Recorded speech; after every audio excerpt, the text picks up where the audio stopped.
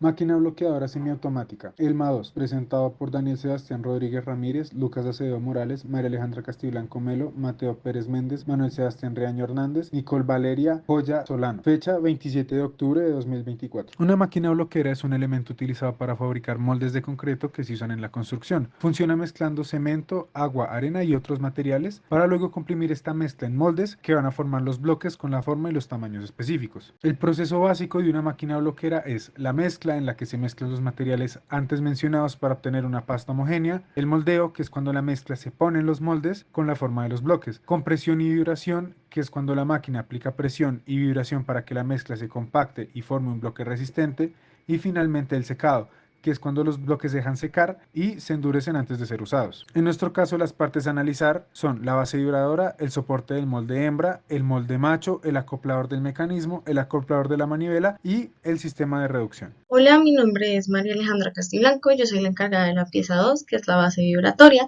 la cual se encarga de recibir todo el peso de algunas piezas que ayudan a que se comprima nuestros ladrillos y del mismo ladrillo.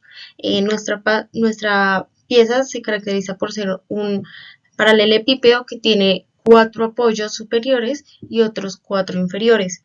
Este también es nuestro diagrama de cuerpo, el cual luego miramos qué fuerzas nos hacían esfuerzos en nuestro punto crítico, que va a ser en toda la mitad. Para esto hallamos un momento, el cual después nos dio nuestro esfuerzo máximo, que va a ser de 31 megapascales. Luego de esto también miramos los posibles concentradores de esfuerzo que pueda tener nuestra pieza. Aquí no se nota mucho, pero tiene cuatro agujeros aquí, entonces crea un concentrador de esfuerzo, el cual también calculamos.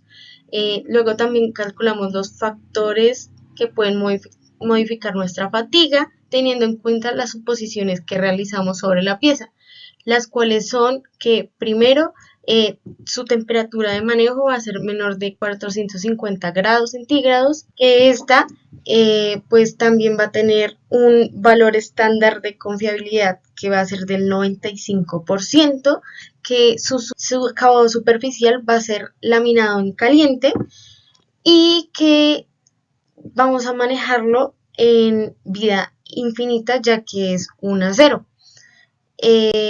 Todo esto se tomó en cuenta para hallar nuestro límite de fatiga y luego hallar los valores para poder hacer nuestra gráfica de Goodman y hallar nuestro factor de seguridad modificado, que va a ser de 3,4. Soporte hembra. El soporte hembra va a estar categorizado por mantener el peso de las piezas que van a hacer la compactación del bloque sobre el mismo. Para ello se va a determinar los esfuerzos cortantes que van a estar dados por dos cargas de desmolde y una carga de compactación, teniendo presente los concentradores de esfuerzos en las intersecciones con las otras piezas y también teniendo en cuenta la variación de la carga durante el tiempo. Conociendo el comportamiento de las fuerzas sobre el elemento que sufre mayor deformación, podemos determinar los diagramas de cortante y momento flector para hallar los puntos críticos. A partir del área de la placa y la fuerza utilizada en la industria para compactar el hormigón, podemos hallar la fuerza de compactación y determinar así la fuerza que se necesita para generar el desmolde. Con las dimensiones geométricas de la pieza podemos hallar el momento de inercia total y así determinar el esfuerzo y el factor de seguridad para este elemento. Para el desarrollo del problema en Python fue necesario comenzar con definir las propiedades que requeríamos del material. A partir de ello hallamos las variables que se van a modificar por la geometría, que para nuestro caso es el espesor, el ancho y la altura, y definimos las cargas y con ello su variación, tanto por el soporte del peso y la distancia entre ellas.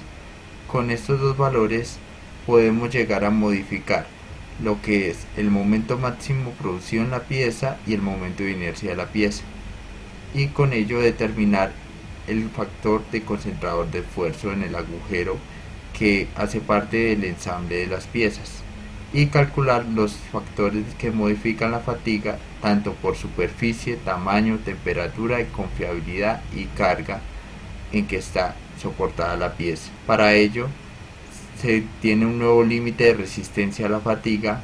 Hola, mi nombre es Mateo Pérez y hoy les voy a hablar sobre mi pieza, la cual es el molde macho. Su principal función es compactar la mezcla para poder así obtener los ladrillos. El proceso de análisis empezó por el proceso de análisis estático, es decir, se realizó un diagrama de cuerpo libre en el cual se ubicaron las fuerzas, las reacciones, se encontraron las reacciones y a partir de esto se encontró el punto crítico. En el punto crítico se encontraron los esfuerzos, que en este caso es un esfuerzo normal producido por una carga de flexión. Posteriormente se plantearon las suposiciones y se encontraron los factores que actúan sobre la pieza. Algunas de las suposiciones son que la carga producida por compresión se va a tomar como una carga distribuida. Se toma también en cuenta la temperatura de operación, que es menor a 450 grados. Se toma en cuenta la fuerza producida por la carga de vibración del motor. Se toma un factor de confiabilidad del 95%. Posterior a esto, se tiene en cuenta también el material de la pieza para así poder calcular el límite de resistencia a la fatiga. Teniendo esto, posteriormente lo que se hace es encontrar los valores de sigma prima A y sigma prima M para calcular el diagrama de Goodman. Se realiza el diagrama de Goodman y se encuentra que el factor de seguridad es igual a 1.91. Mi nombre es Daniel Sebastián Rodríguez, yo me encargué de analizar la pieza de acoplador de mecanismos, la cual va conectada con el acoplador de manivela. Esta pieza se analizó como un mecanismo de manivela corredera, por lo cual se sacaron todas las aceleraciones y velocidades para hacer el análisis estático. Se sacaron las distintas fuerzas y las reacciones y se encontró de que de la forma en la que se le aplicaba el momento al conjunto de piezas, la pieza estaría a tensión, por lo cual se hizo el respectivo análisis y se hizo las simplificaciones para los concentradores de esfuerzos, de los cuales habían dos seguidos, por lo cual se hizo la multiplicación de concentradores de esfuerzos para el esfuerzo normal que se generaba a tensión, y posteriormente se hizo el análisis respectivo para hallar el factor de seguridad, el cual se hizo usando un sigma m constante y un sigma A variable, ya que la pieza se encontraba con cargas donde su sigma m equivalía a 0 y su sigma alternante equivalía al esfuerzo máximo encontrado, por lo cual dio un factor de 20,96, casi 21, y de hecho esto es bastante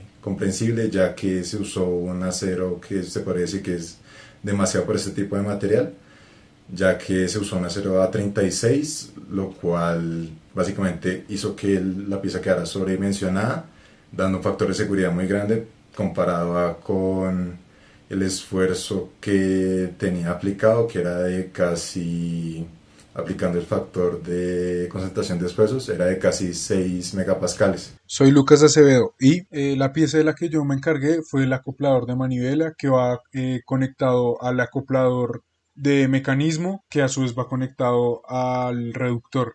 Esta pieza es la que pasa la fuerza rotacional del reductor al acoplador del mecanismo. Lo primero que se hizo fue hacer un análisis estático basado en las aceleraciones de los momentos y en las potencias para obtener todas las magnitudes estáticas, tales como el momento.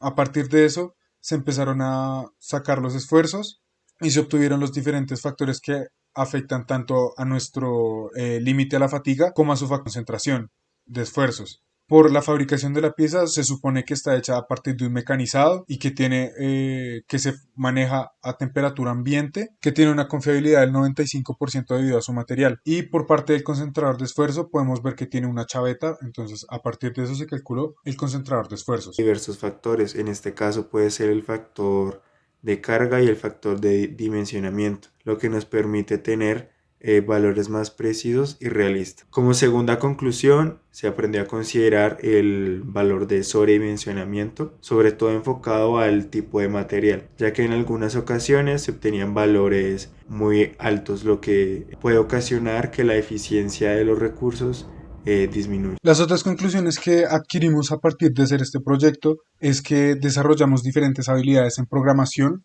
que nos ayudan a automatizar diferentes procesos que de otra manera pueden llegar a ser bastante complicados. Adicional a esto, pudimos, digamos, aplicar de una manera bastante satisfactoria todo lo aprendido en clase a partir de, obviamente, el inciso anterior, que es la automatización, todo el contenido teórico que hemos visto hasta el momento en la materia, como por ejemplo el uso de diferentes hipótesis para sacar factores de seguridad y otros principios fundamentales del diseño de máquinas.